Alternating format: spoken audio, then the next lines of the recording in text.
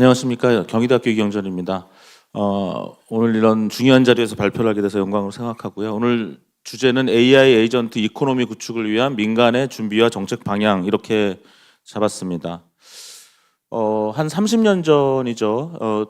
1997년 제가 이 책을 발견하고 상당히 놀랐었는데 당시 97년에 제가 이 책을 읽었던 기억이 납니다. 던 탭스커트라는 분이 디지털 이코노미라는 책을 냈고 당시 그때 제가 미국에 있었는데 이 책을 접하면서 이제 1993년, 92년에 이제 웹 브라우저가 등장하고 야후와 아마존이 94년에 창업하는 그런 시기였죠. 아직 구글과 네이버는 창업하지 않았던 구글과 네이버는 1998년에 창업을 했거든요. 그런 상황에서 이제 인터넷에 의해서 어떠한 이코노미의 형태가 나타날 것인가를 이 던 탭스커트가 디지털 이코노미라는 책, 또 블루프린트 for the 디지털 이코노미 이런 책들을 99년에 내면서 그 당시에 이제 미국 정부의 그 상무성에서는 이제 반응을 했습니다. 그래서 The Emerging Digital Economy라는 책이 98년에 나오고 99년에 또 The Emerging Digital Economy 2라는 책이 나왔습니다. 제가 오랜만에 검색을 했더니 다 옛날 정부 자료가 다 그대로 남아 있어요. 우리나라는 많이 없어져 있는데 이런 건 참 미국이 잘하는 것 같습니다.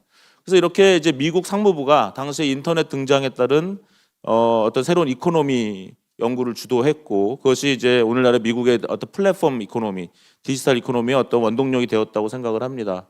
그래서 오늘은 그러면 이제 AI가 나오면 이제는 어떠한 이코노미로 갈 것인가를 좀 논의하는 그런 것이라고 생각합니다. 오늘 주제가 AI로 부강한 나라, AI로 부유하면서 강력한 국방, 부유한 경제와 강력한 국방을 가지는 나라를 어떻게 만들 것인가가 오늘의 주제이기 때문에 저는 오늘 경제 파트를 이제 말씀을 드립니다. 그러면 이제 AI가 초거대 AI가 나오고 슈퍼 인텔리전스가 나오면 걔가 모든 걸 다 하기 때문에 우리 인간은 노예가 될 것이고 그냥 우리 인간은 그냥 직업을 다 잃고 기본소득을 받아가면서 마치 공산주의처럼 살아갈지도 모르겠다라는 생각을 하는 분들도 있습니다.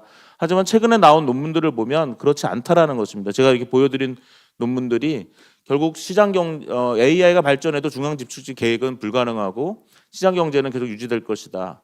우리가 이제 1930, 40년대에도 어떤 공산주의가 굉장히 창궐했던 이유가 당시에 이런 과학기술이 발전하면서 또 엘리트가 의사결정을 하면 나머지는 그냥 알아서 따라가주면 될 것이다. 수학적 계산이 다 완벽하게 될 것이다 라고 했지만 당시에 진짜 천재인 프레드릭 하이에크나 이런 사람들은 사회주의 체제는 계산이 불가능하다. 모든 개인의 그 다른 선호와 가치 체계를 다 만족시키려면 결국 시장 경제가 유지돼야 되고 시장을 통해서 생산자와 소비자가 협상을 하고 가격을 통해서 조정돼야 된다. 그래서 이제 사회주의와 공산주의는 무너질 거다라고 얘기한 것이 1940년대부터 하이에크가 그렇게 얘기했는데 또 이제 인공지능 발전에 의해서 또 그런 얘기가 요즘 나오는 거죠. 하지만 여전히 또 경제학자들은 그렇지 않다라는 거죠. 초강력 AI 시대 경제체제는 어떤 모습이 될 것이냐. 초강력 AI가 사람을 지배하는 것이 아니라 모든 사람이 초강력 AI를 가지고 경제를 하는 시대가 될 것이다. 그것이 이제 AI 에이전트 이코노미가 아니냐라는 거죠. 2022년 11월 30일 날 챗GPT가 나왔죠. 그다음에 이제 작년 3월 14일 날 GPT-4가 나왔습니다. 이미 이제 일반 인공지능의 시대죠. 왜냐하면 GPT-4를 써보시면 5만 가지 일을 다 하기 때문에 얘는 정말 일반 인공지능입니다. 특이점 초지능도 이미 시작됐어요. GPT-4는 제가 봤을 때는 스탠포드 대학 학부생 수준이 이미 왔거든요.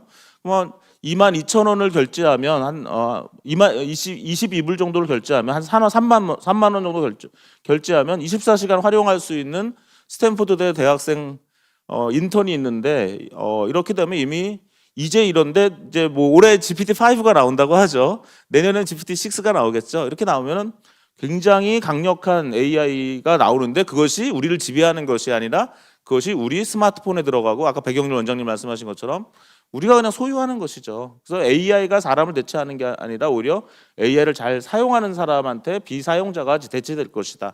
카메라가 나와서 화가가 없어진 게 아니라 화가가 더 많은 돈을 벌었죠. 사진관을 차려가지고 더 많은 사진을 찍어서 돈을 벌었고 자동차가 나와서 마부가 없어진 것이 아니라 자동차 운전하는 사람, 정비하는 사람, 판매하는 사람, 택시 운전사, 뭐 수많은 자동차 사람이 나왔습니다.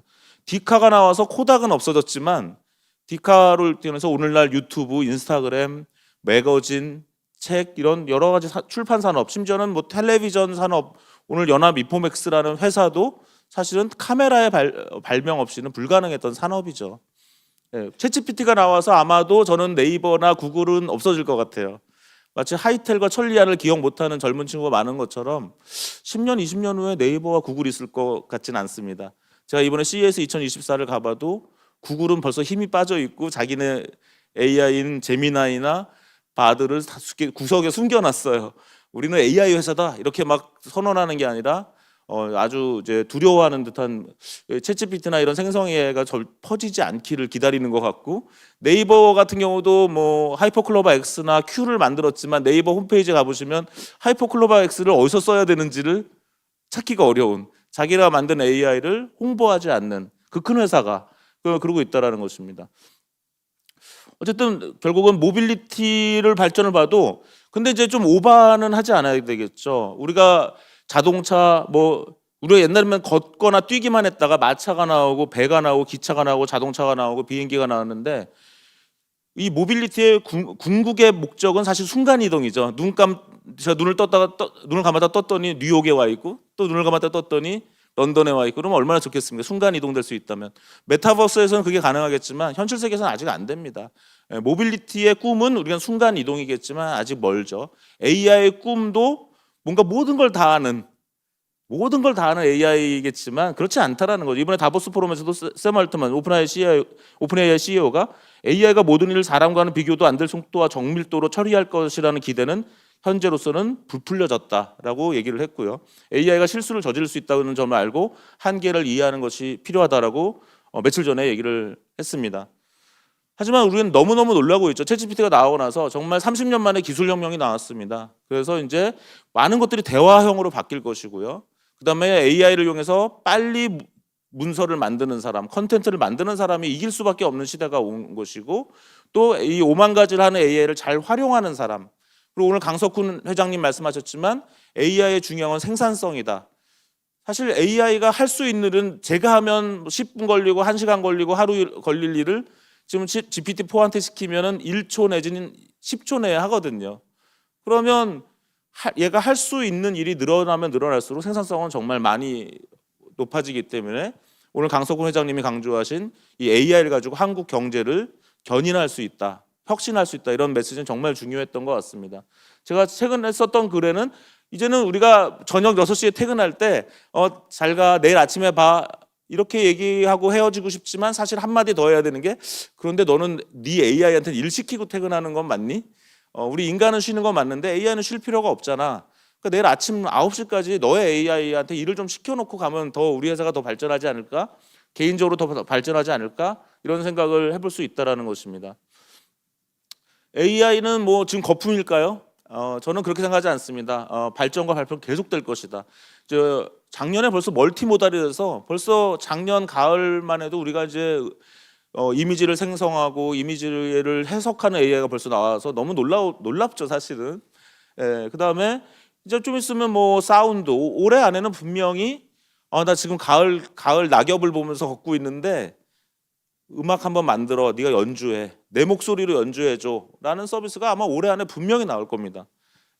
그러면 그냥 누구나 작곡가가 되고 가수가 되는 시대가 올해 안에 그냥 나오겠죠. 이런 멀티모달이 되는 거고, 냄새를 맡는 AI가 이제 뭐 계속 연구되고 있기 때문에 곧 나오겠죠. 그다음에 이제 오늘 백영일 원장님 말씀하신 온디바이스 AI, 픽셀 8 프로 폰이 이미 구글에서 나왔고, 바로 지난주에 이제 갤럭시 S24가 이제 발표됐습니다. GPT-5를 올해 공개하겠다고 며칠 전에 오픈 AI가 얘기를 했고요. 그다음에 이제 포스트 스마트폰에 대한 얘기도 나오고 있죠. 여기 화면에 보시는 AI 핀이라는 그러한 디바이스는 그게 손을 대고 말로 해서 영화 허처럼 말로만 하는 그런 AI 디바이스입니다. 디스플레이가 필요할 때는 이렇게 손바닥에다가 디스플레이 할 수 있는 것이고요. 또 최근에 래빗이라는 회사가 만든 R1이라는 기계는 요만한 이런 스크린이 있고 카메라가 이렇게 있고 해서 역시 굉장히 간단한 스마트폰. 대부분의 일은 그냥 대화로 하는 그러한 AI가 나오고 있습니다. 그래서 많은 상거래가 이제 대화형으로 바뀔 것이다. 우리나라의 뭐 개차라든가 인스타카트, 미국의 인스타카트라든가 뭐 여러 회사들이 이미 이렇게 하고 있고요.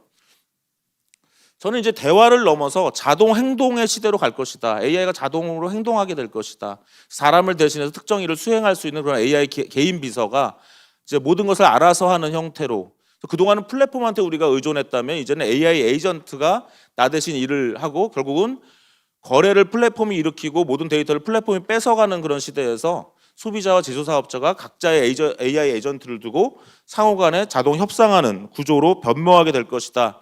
근데 사실 이러한 비전은 1999년 11월에 제가 이런 논문을 썼었어요. 전자상거래 소프트웨어 에이전트. 그러니까 25년 전이네요.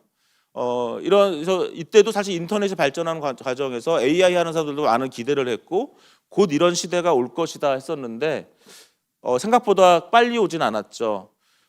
제가 2005년에 이창호 구단을 이기는 AI 바둑 시스템이 충분히 개발 가능한 시대에 와 있다라고 썼는데 결국 2016년에 알파고가 이세돌 구단을 이겼습니다.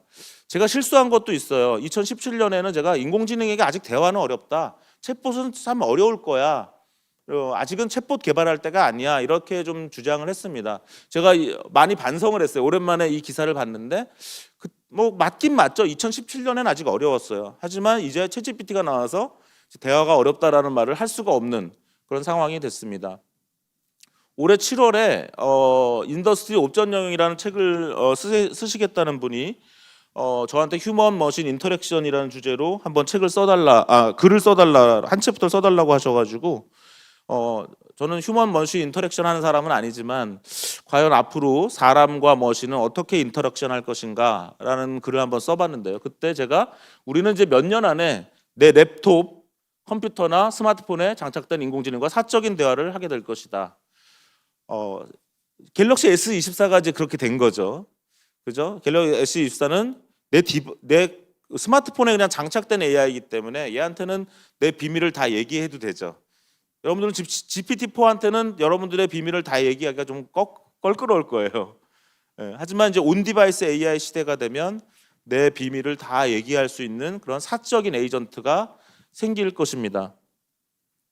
결국은 이렇게 사적인 대화를 하게 되고 사적인 대화를 하는 동안에 나 지금 되게 배고파, 뭐 좀 먹어야 되겠어. 그러면 에이전트가 나한테 굳이 얘기하지도 않고 내가 먹을 만한 음식을 주문을 할 수도 있는 그런 상황이 되는 거죠. 마지막 확인은 저한테 받겠지만 결국은 그 에이전트는 또 다른 AI 에이전트, 식당의 AI 에이전트와 대화를 하는 거죠. 그래서 오늘 말씀드리는 이렇게 에이전트가 많아지는 시대의 이코노미에 대해서 말씀을 드리려고 합니다. 7월 달에 이런 원고를 작성했는데 빌 게이츠께서 11월쯤에 이제 AI 에이전트가 5년 내에 컴퓨팅을 완전 변경할 것이다. 그러면서 뭐라고 했냐면은 나도 옛날에 1990년대에 이런 AI 에이전트가 될 것 같았는데 너무 빨랐어. 근데 챗GPT를 보니까 이제는 정말 될 것 같아. 이렇게 이제 빌 게이츠가 얘기를 하고 있습니다. 제가 오늘 화면에 저기 마이크로소프트 에이전트라는 거 기억나세요? 옛날에 파워포인트 같은 거 쓰다 보면 오른쪽에 이렇게 튀어나와서 굉장히 우리를 귀찮게 했던 에이전트가 있죠. 그 당시에는 AI 기술이 약했고 대화가 어려웠기 때문에 저런 것도 다 우리가 맨날 AI 에이전트는 다 껐습니다. 그러니까 빌 게이츠는 저 사업에 한번 실패했던 기억이 나죠. 하지만 이제는 충분히 그런 가능한 시대가 왔다라는 것입니다. 지금 보시면 LG에서도 이제 스마트홈 AI 에이전트라는 말을 쓰고 있고요. 라이너라는 회사에서도 AI 에이전트라는 말을 쓰고 있네요. 그 다음에 아까 보여드린 레빗의 R1이라는 회사도 Introducing AI Agent라는 표현을 쓰고 있고 한국의 류튼도 Your First AI Agent 이렇게 해서 뭔가 에이전트라는 것을 이제 사람들이 얘기하고 있습니다. 이번에 샘 알트만이 다보스 포럼에서도 모든 사람의 직업이 조금 더 높은 추상적 수준에서 운영될 것이다. 더불어 AI가 산업 전반에서 생산성 향상에 기여한다. 결국은 마셜 맥클루언이 미디어는 인간의 확장이라고 얘기했는데 결국 AI 에이전트는 이제 인간 그 자체의 확장이다라고 우리가 주장할 수도 있겠습니다. 제가 최근에 썼던 글이 이제 AI 에이전트 이코노미에 관련된 책을 한국경제에 글을 썼는데 거기서는 제가 사용하지 않았던 집사라는 표현을 이제 쓰셨어요. 그래서 AI 경제 집사가 온다 이렇게 했는데요. 한번 정리를 해보겠습니다. 그래서 저는 이제 초고대 생성 AI 기술의 급속 발전에 힘입어서 플랫폼 경제는 이제 AI 에이전트 경제로 전환할 것이다. 그럼 AI 에이전트라는 게 뭐냐? 주인의 목표 달성을 위해서 결정을 내리고 행동하는 자동화된 AI 시스템이다. 그럼 왜 이제 가능하냐? 저는 그렇게 말씀드릴 수밖에 없어요. GPT-4를 한번 써보세요. GPT-4를 써보면 AI 에이전트는 정말 인간에 가까운 언어 및 영상 이해와 생성 능력을 갖고 있지 않느냐. 스탠포드 대학 학부생을 여러분들이 막 인턴을 데리고 있으면 지금 여러 다른 사람과 얘기할 필요 없지. 이 인턴이랑만 대화하면 인턴이 알아서 일을 했을 수 있는 거죠. 이런 이제 시대가 와서 제품과 서비스의 탐색, 구매와 판매 의사결정, 여러 가지 협상, 조직 내 자원 배분, 생산 의사결정, 뭐 서비스 제공, 모든 종류의 경제 활동을 자동화하고 최적화하는 체제로 가게 될 것이다. 그럼 이게 기존의 경제와는 어떻게 다른가? 거래 비용이 현격하게 감소하게 될 것이다라고 보고 있습니다.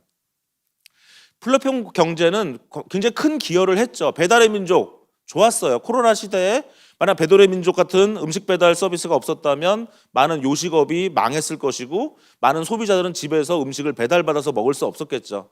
정말 잘했어요. 그런 플랫폼이 있는 건 정말 좋았지만 하지만 그렇게 해나가면서 점점 그 사업자와 소비자의 접점을 플랫폼이 독점하게 됩니다. 그래서 배달의 민족에 가입되어 있는 어떤 식당들은 내가 어느 소비자한테 이 음식을 팔고 있는지 알 수 없는 상태에서 그냥 그저 음식만을 만드는 공장으로 전락한다는 거죠. 어떤 사업자라기보다는 플랫폼한테 많은 독점을 이제 허용할 수밖에 없는. 그래서 그런 것들을 뭐 플랫폼을 규제하자고 하지만 규제하게 되면 어떻게 될까요? 플랫폼은 점점 더 독점성이 강해질 것입니다. 그래서 정부가 국회가 규제하는 것에 대해서도 저는 반대하는 편입니다. 그래서 결국 이런 것들 해결하는 방법은 AI 에이전트가 있어야 되는데서 플랫폼의 갑질은 AI 에이전트의 봉사로 전환될 것이다. 왜냐하면 소비자와 생산자가 각각의 AI 에이전트를 두고 경제 활동을 시킬 수 있기 때문에 그다음에 데이터도 이제는 플랫폼에 집중하는 것이 아니라 사용자와 에이전트에 분산하게 될 것이고 이런 것들을 지원하는 기업들이 발전하게 될 것이라고 봅니다. 애플 TV에서 파친코라는 드라마 시리즈를 너무 재밌게 봤는데 아직 에피소드 2가 안 나와서 기다리고 있습니다. 거기 보면 선자라는 아마 주인공이 나오고 이제 부산에 영도 뭐 다리였나요? 거기는 그 시장, 해산물 시장에서 나오는 내용이 있는데 거기 보면 제가 이 영상을 틀고 싶지만 저작권 문제로 틀지는 않겠습니다. 그래서 이제 보통 많은 어민들이 이 생선은 금방 썩잖아요. 금방 썩기 때문에 그 두려움이 있죠. 그렇기 때문에 늘 중간상이나 바이어들이 장난을 칠 수가 있습니다. 가격을 후려치죠.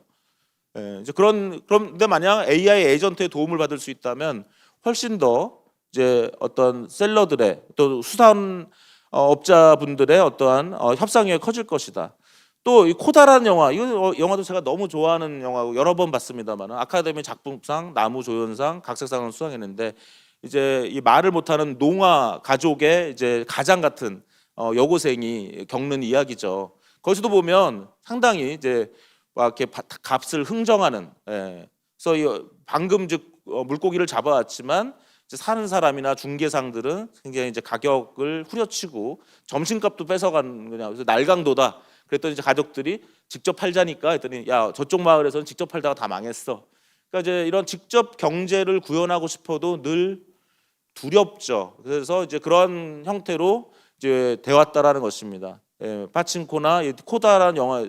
그래서 이제 우리가 지난 20-30년간은 이런 플랫폼 이코노미 나름대로 역사적 역할은 했죠. 하지만 데이터를 독점하고 고객 접점을 독점하는 그런 어려움이 있었다면 이제는 이러한 경제 주체들이 각각의 에이전트를 가져서 이런 여러 가지를 매칭하게 된다. 이런 형태로 가게 될 것이다라고 보는 것입니다.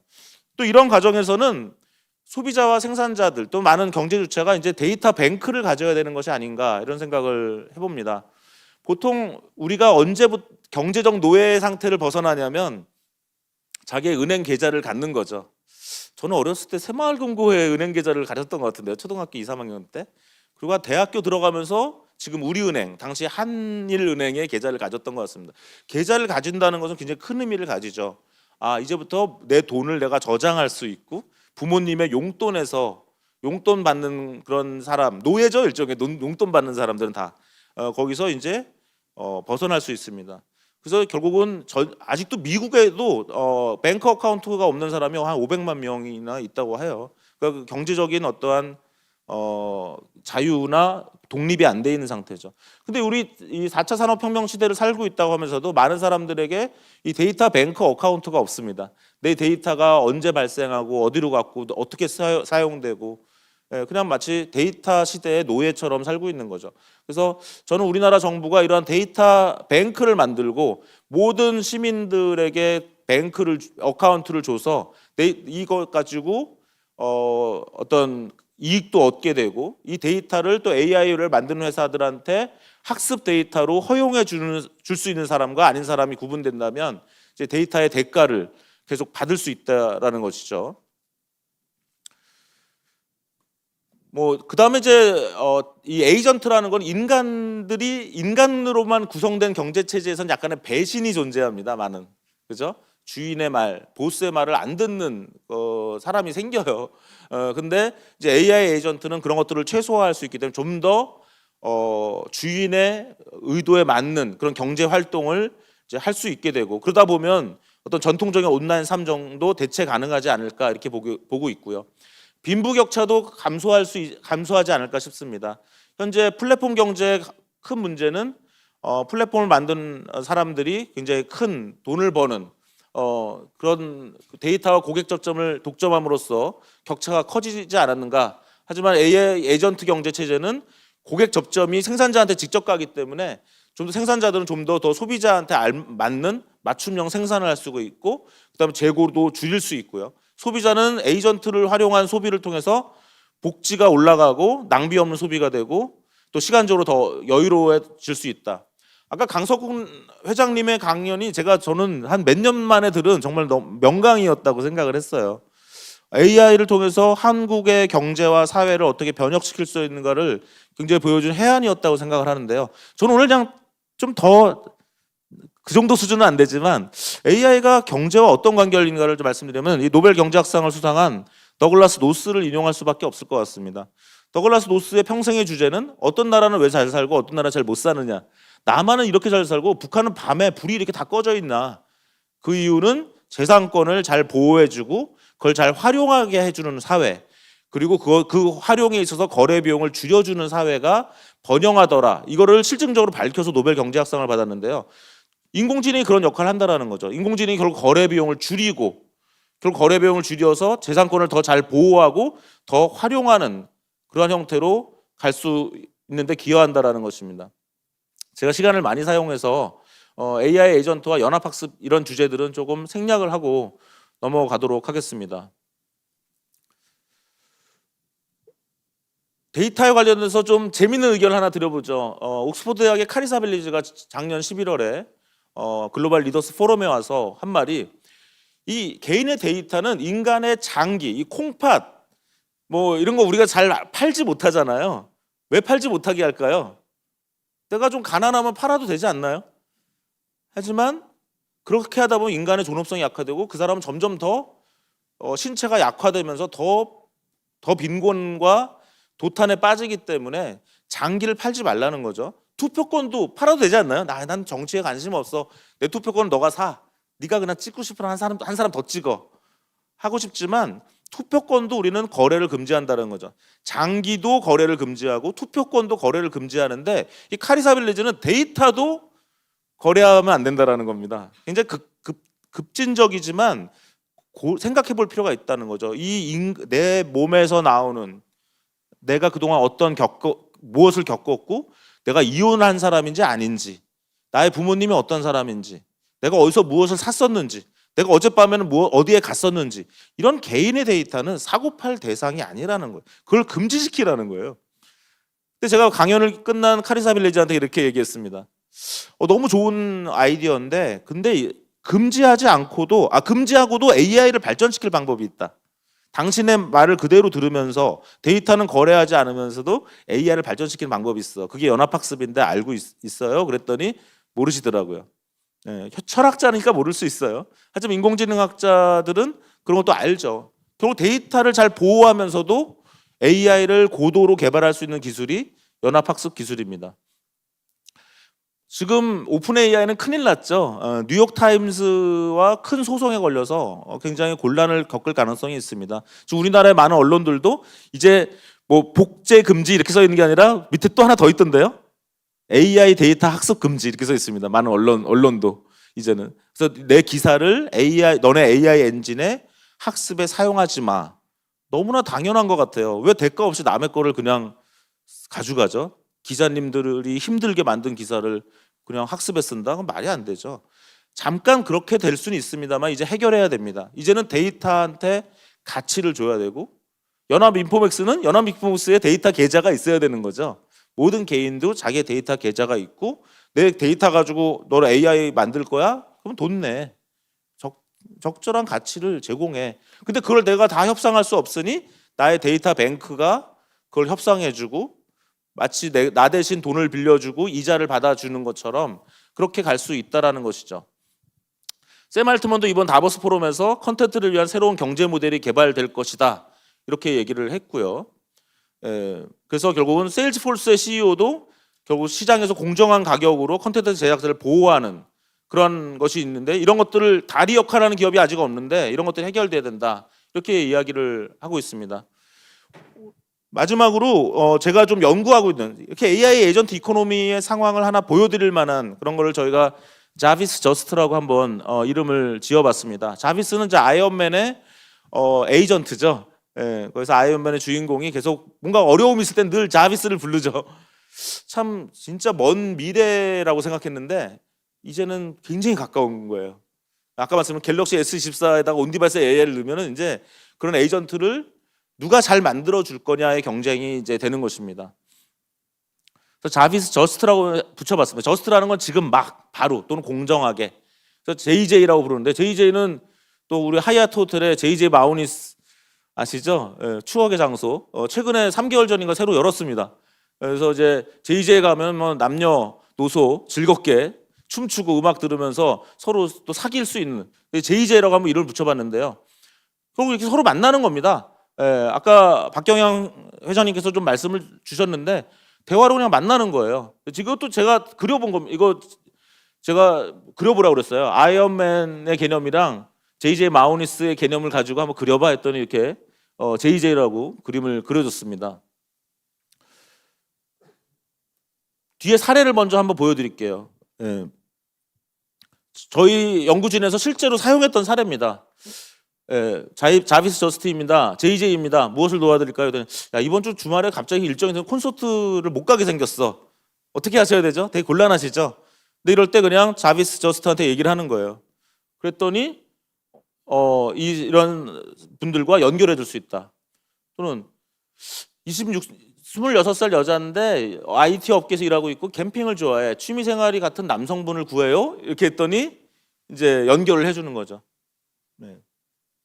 AI가 이제는 대화를 인식할 수 있기 때문에 근데 이건 아직 챗GPT나 네이버나 카카오톡은 해주질 못해요. 그랬더니 나보다 나이가 많은 사람은 없을까? 이렇게 했더니 또 좀 더 걸러줍니다. 이것도 GPT-4가 그린 JJ의 로고고요. 이렇게 남녀간에 소개팅에도 사용될 수 있을 거고요. 친구 찾기. 네, 뭐 나는 뭐 남녀 문제가 아니라 그냥 20대 여성이고 유머 감각이 있고 솔직해. 솔직하면서 열정적인 동년배가 없을까? 뭐 이런 분 이렇게 찾을 수 있다는 거죠. 배낭여행 하고 싶은데 혹시 경험 있는 사람 중에 함께 갈 수 있는 사람은 없을까? 지금은 우리가 뭔가를 이렇게 찾으려면 어떠한 특정 카테고리의 앱에 가야 되는데요. 지금 많은 사람들이 얘기할 때 그런 앱이 다 없어질 거라고 얘기하죠.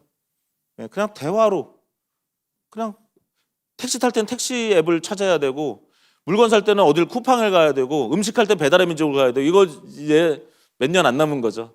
그냥 내 에이전트한테 택시 불러줘 하면은 티맵 택시도 연락하고 카카오 택시도 연락해가지고 거기서 제일 빨리 오는 택시. 그럼 카카오 택시는 더 빨리 택시를 잡아주려고 애를 쓰겠죠. 독점이 해체되는 거죠. 헬스메이트를 찾는다든가 고민 상담을 한다. 이건 실제로 이건 지금 저희가 PPT 자료를 만든 게 아니라 저희가 마련한 데이터와 실제 사용자의 좀 시연을 보여드리는 것입니다. 무료 나눔, 뭐 애완동물 돌봄 이런 것도 되게 재밌죠. 아, 나 내일부터 5일 동안 여행을 가야 돼. 우리 집 강아지 돌봐줄 사람 없어? 어디서 찾아야 될지 모르는데 이렇게 예를 들면 동네에서 갑자기 나타날 수 있는 거죠. 뭐 어떤 사람은 그냥 나는 애완동물 좋아해. 근데 애완동물을 좀 키우고 싶어. 근데 우리 엄마가 못 키우게 해. 그런데 누가 5일 동안 돌봐달라 그러면 아, 우리 엄마 설득해서 내가 5일 동안 좀 돌봐줄 수 있겠네. 뭐 이런 것들이 서로의 니드가 맞을 수가 있겠습니다. 뭐 할인 구매라든가 업무 대행, 음식점 매칭. 저 우리 한국거래소 오늘 왔기 때문에 한번 해봤어요. 야, 오늘 한국거래소 왔는데 동료 10명이랑 같이 점심 먹을 식당 있어. 있어? 혹시? 좀 찾아줘. 했더니 이제 이렇게 나올 수 있는 거죠. 예. 좀 더 오늘의 나의 니드를 말로 그냥 표현할 수 있는 거죠. 말로 표현하면 그것이 더 맞는. 예. 그러면 그 식당에서는 라이더를 필요할 수 있겠죠. 지금 10명 식당 배달할 사람 없을까? 이런 형태로 그런 에이전트 이코노미가 이제 시작될 수 있다라고 보고 있습니다. 기술적으로는 이게 왜 가능할까요? 너무 간단하죠. GPT-4 같이 거의 사람의 말을 알아듣고 말을 생성하는 AI가 이미 나왔다. 그것 때문에 가능한 새로운 현상입니다. 우리가 아마존이 왜 나왔고 네이버가 왜 나왔습니까? 인터넷이 나오고 웹브라우저가 나오면서 나온 것이죠. 그래서 앞으로 민간과 정부는 어떤 준비를 해야 될까? 그냥 간단한 것만 써봤습니다. 일단 뭔가 유저 센트릭한 에이전트를 잘 만드는 회사가 성공하겠죠, 결국은. 그다음에 또 셀러의 에이전트들은 어떻게 보면 그 셀러에 각 맞는 그런 직능이나 산업 분야별에서 만들어주는 것이 훨씬 더 효율적일 것 같습니다. 뭐 예를 들면 수협이나 농협이나 소기업 소상공인연합회나 이런 데서 그 실제 비즈니스에 맞는 에이전트를 셀러들의 에이전트를 만들어낼 수만 있다면 좋겠죠. 이런 것들을 빨리 해서 세계적으로 우리가 이제 플랫폼 이코노미라는 거를 한번 버리고 에이전트 이코노미라는 새로운 개념을 한번 시도해볼 때가 되지 않았나 이런 생각도 해봅니다. 정부 관점에서는 뭐 R&D나 정책이나 산업화의 어떤 세계적 선도, 한국이 이제 오늘 임종인 특보님이 G5라는 걸 제시해 주셨는데, 그죠? 우리 G3 또는 G5 가야 되는 거 아닙니까 이제는? 우리가 적어도 G8까지는 왔잖아요. 그럼 그걸로 이제 AI에 우리는 또 운 좋게 하필이면 알파고가 한국에 와서 한국 프로 바둑 기사와 이세돌 구단과 하는 바람에 전 국민이 AI를 모르는 사람이 없게 되었습니다. 굉장히 축복받은 나라죠. 어떤 새로운 문명을 가장 먼저 국민이 느낀 나라인데요. 그렇다면 우리가 그런 걸 이용해서 AI 이코노미의 어떤 선도 국가가 될 수 있다고 생각을 합니다. 백영렬 원장님한테는 허락받지 않고 쓴 내용인데요. 키스디가 어떤 선도적인 연구도 할 수 있다고 생각하고 정부는 독려하고 프로모션. 우리 DJ 정부 때는 어땠습니까? 100만 PC 운동이라고 해서 100만 PC를 일단 깔았죠. 예, 굉장히 중요한 의사결정이었고 초고속 인터넷을 빨리 깔았어요. 예, 그런 어떤 정부의 어떠한 커미트먼트가 되게 필요하죠. 그래서 그 당시에 또 YS 김영삼 대통령 시대 때 뭐랬습니까? 야, 우리가 산업화는 늦었지만 정보 하나 앞서가자라는 이런 슬로건을 가지고 일본을 결국 지금 따라잡고 있잖아요. 산업화는 일본이 앞섰지만 정보화는 정말 한국이 너무 앞서 있죠. 그래서 오늘의 슬로건인 이 IT 강국에서 AI 강국으로 또 AI로 어떤 부유하고 강력한 나라를 만드는 그러한 어떤 여러 가지 생각을 하고 실천을 해야 될 때가 아닌가 하고 있습니다. 좀 길어져서 죄송합니다. 고맙습니다.